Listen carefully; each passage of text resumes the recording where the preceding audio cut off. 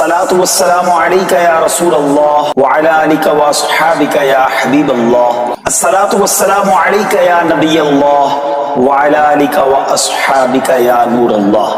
میٹھے میٹھے اسلامی بھائیوں، درود پاک پڑھنے کے بے شمار فضائل و برکات ہیں۔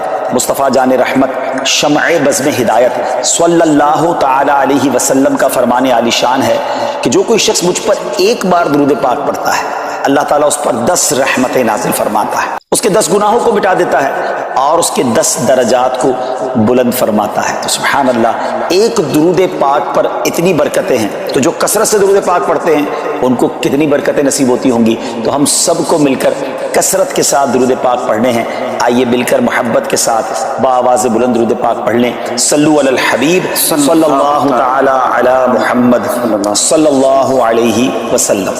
کبھی رات میں ایسا ہوا ہوگا آپ کے ساتھ کہ آپ بڑے دکھی ہوں گے، ٹینشن میں نیند نہیں آئی ہوگی، بچپن میں خاص طور پہ یا جوانی میں، اور آنکھوں میں آنسو ہوں گے اور آپ اپنی والدہ کے پاس گئے ہوں گے، نیند سے بیدار ہو کر، یا نیند نہیں آ رہی، اور ماں کو کہا ہوگا ماں میں بہت پریشان ہوں، پھنس گیا ہوں ماں، بیمار ہوں یا قرضے میں ہوں، واٹ ایور آپ کا پرابلم تھا۔ سچ بتاؤ ماں نے کیا کیا تھا؟ کروٹ بدل کر سو گئی تھی کہ بیٹا تو جان تیرا کام جانے، یا ماں بھی بے قرار ہو گئی تھی؟ ماں بھی اٹھ کر بیٹھ گئی، ماں نے سینے لگایا، اللہ سے دعائیں کرنا شروع کر دی۔ مجھے ایک بات بتاؤ، میں بستر سے اٹھ کر آنکھوں میں آنسو لیے جب ماں کے پاس گیا، اس ماں نے سینے لگایا۔ کبھی بستر سے اٹھ کر آنکھوں میں آنسو لے کر اللہ کے پاس جاؤ تو صحیح۔ میرا رب تو وہ ہے جس نے میری ماں کے دل میں ممتا بھی اسی نے ڈالی ہے، وہ کئی ماؤں سے زیادہ چاہنے والا ہے۔ ہمارا پرابلم یہ بات ہی نہیں کرتے اللہ سے، ہم سب سے بات کرتے ہیں۔ آپ اس کو ٹرائی کر کے دیکھ لیں، یہ راتیں اللہ سے مانگنے کی ہیں، اور اللہ سے اپنی مادری زبان میں جس طرح بات کرنی ہے بات کریں نا۔ دنیا میں کسی بڑے آدمی، گورنر، وزیر اعظم، صدر سے بات کرنی ہے، اول تو ٹائم نہیں ملتا، نمبر نہیں ملتا، مل جائے تو سیکرٹری بولتا ہے صاحب بہت بیزی ہیں، 15 دن بعد موقع ملے گا۔ اچھا پھر ملاقات 5 منٹ کی ہوگی، کتنی کنڈیشن ہے یار۔ میں تو کہہ رہا ہوں خدا سے بات کرنی ہے، احکم الحاکمین سے بات کرنی ہے۔ کیسے ہوگی؟ پوچھو مولا علی سے۔ کہتے ہیں جب میرا جی چاہتا ہے میرا رب مجھ سے بات کرے، میں قرآن پڑھنے لگ جاتا ہوں، اور جب جی چاہتا ہے میں اللہ سے بات کروں، میں دعا کرنے لگ جاتا ہوں۔ کیا 2 وے کانورزیشن ہے یار، نو بڈی بٹوین می اینڈ اللہ سبحانہ و تعالیٰ، نو سیکرٹری، نو ٹائم لمٹ، جتنی بات کرنی ہے کرو نا۔ ہاتھ اٹھاؤ اکیلے میں، کبھی کبھی تہجد میں بیٹھا کرو، یہ مسجد میں بھی آ کر نا کونا پکڑ لیا کرے، کبھی کبھی فوراً چلے جاتے ہیں لوگ، اور اللہ سے باتیں کریں۔ اے اللہ پریشان ہوں، اے اللہ بیمار ہوں، پھنس گیا ہوں مولا، کاروبار ٹھپ ہو گیا ہے، روزی کے مسائل ہیں، بیماری کے، جو آپ کے دل میں اللہ سے بات کرو۔ آپ یقین کرو وہ دینے والا ہے، وہ خود فرماتا ہے ادعونی استجب لکم، مانگو میں تمہیں عطا کروں گا۔ جس دن اللہ پر آپ کا بھروسہ بڑھ گیا نا، آپ کو دعا کا لطف آ جائے گا۔ آپ اللہ سے پتہ ہے ایک اور بڑی پیاری قرآن پاک کی آیت کا جز ہے، وہ کیا ہے؟ وَأُفَوِّضُ أَمْرِي إِلَى اللَّهِ، میں اپنے سارے کام اپنے رب کے سپرد کرتا ہوں۔ ہم کہتے ہیں یار میں آج گیا تھا بھائی فلاں جگہ، فائل جمع کرا کے آیا ہوں، مسئلہ حل ہو جائے گا، بہت بڑی شخصیت کو دے کر آیا ہوں فائل۔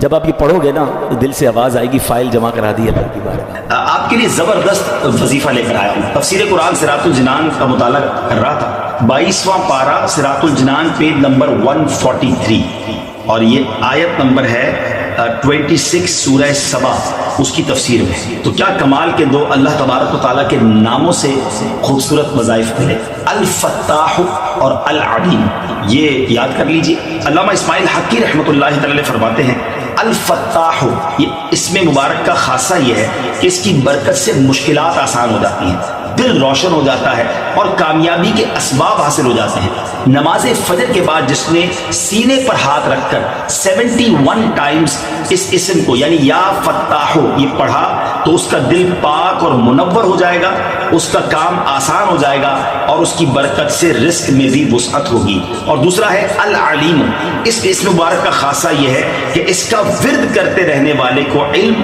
اور معرفت حاصل ہوگی۔ یہ بھی پڑھتے رہا کریں العلیم العلیم العلیم۔ اللہ تعالیٰ مجھے اور آپ کو اپنے ناموں کا اور اپنا ذکر کرنے کی توفیق عطا فرمائے۔ بہت سارے لوگوں کا دل جو ہے وہ مسجد میں نہیں لگتا۔ مسجد میں پہلے کیوں جاؤں بھائی، اتنا انتظار کرنا پڑے گا، بیان سننا پڑے گا، نماز تو دیر سے ہی ہونی ہے نا۔ یہاں بہت سارے لوگ بالکل جماعت کھڑی ہو جائے اس کے بعد آتے ہیں، کچھ لوگ رکوع میں امام صاحب چلے جائیں پھر آتے ہیں، اور جیسے ہی نماز ختم ہوتی ہے ویسے ہی نکلنے کی کوشش کرتے ہیں۔ یعنی احساس یہ ہوتا ہے، وہ ایسا لگتا ہے، محسوس یہ کرواتے ہیں کہ مسجد میں لوگوں کا دل نہیں لگتا. اور روایتوں میں مومن کی مثال دی گئی کہ مومن مسجد میں ایسا ہوتا ہے جیسا پانی کے اندر مچھلی ہوتی ہے. Fish in the water. مچھلی پانی میں کتنا پرسکون ہوتی ہے, اور مچھلی کو پانی سے نکال دیں تو بے چین بے قرار تڑپتی رہتی ہے.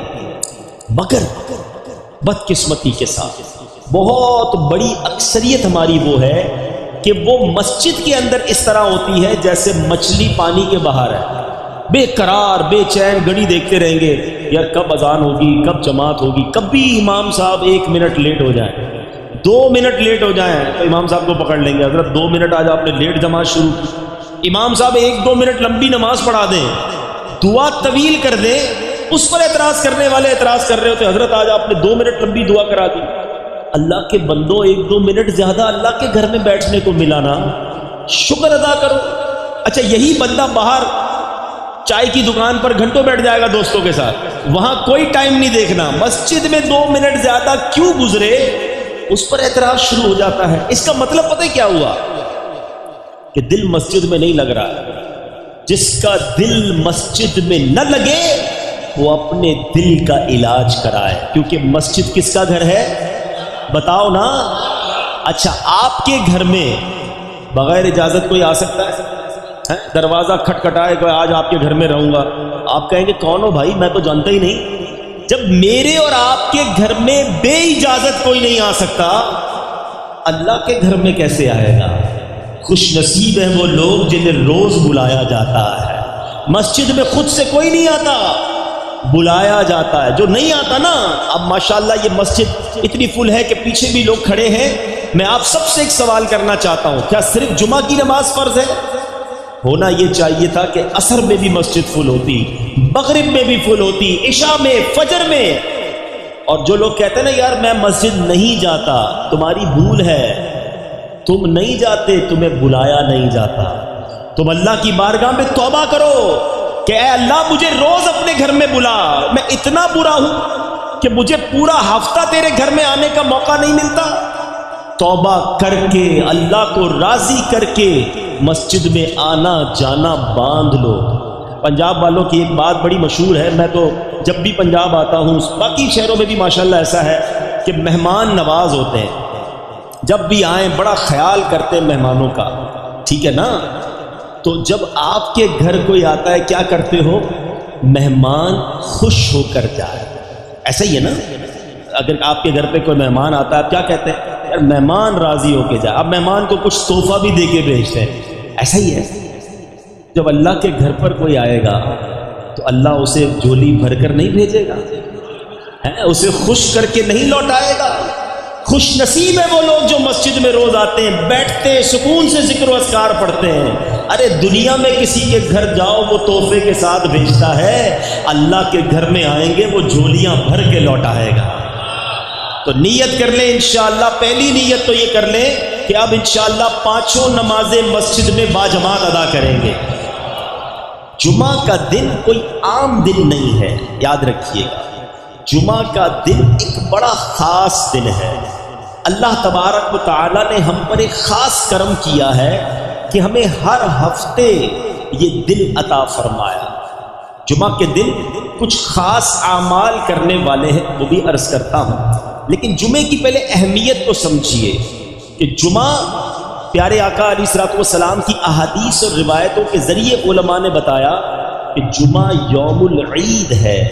جمعہ سب دنوں کا سردار ہے. جمعہ کے روز جہنم کی آگ نہیں سلگائی جاتی. جمعہ کی رات دوزخ کے دروازے نہیں کھلتے.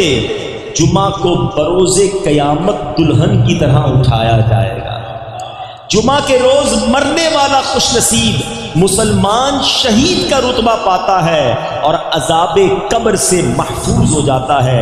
مفسر شہیر حکیم الامت حضرت مفتی احمد یار خان نعیمی رحمت اللہ تعالی علیہ فرماتے ہیں کہ جمعہ کو حج ہو تو اس کا ثواب 70 حج کے برابر ہے, کیونکہ جمعے کی ایک نیکی کا ثواب 70 گنا ہے. Multi ply by 70. ہم کہتے ہیں نا یار فلاں جگہ اسکیم لگی ہوئی ہے بھائی, 50% ڈسکاؤنٹ, 20% ڈسکاؤنٹ. زیادہ ڈسکاؤنٹ ہو تو سردی میں گرمیوں کا سامان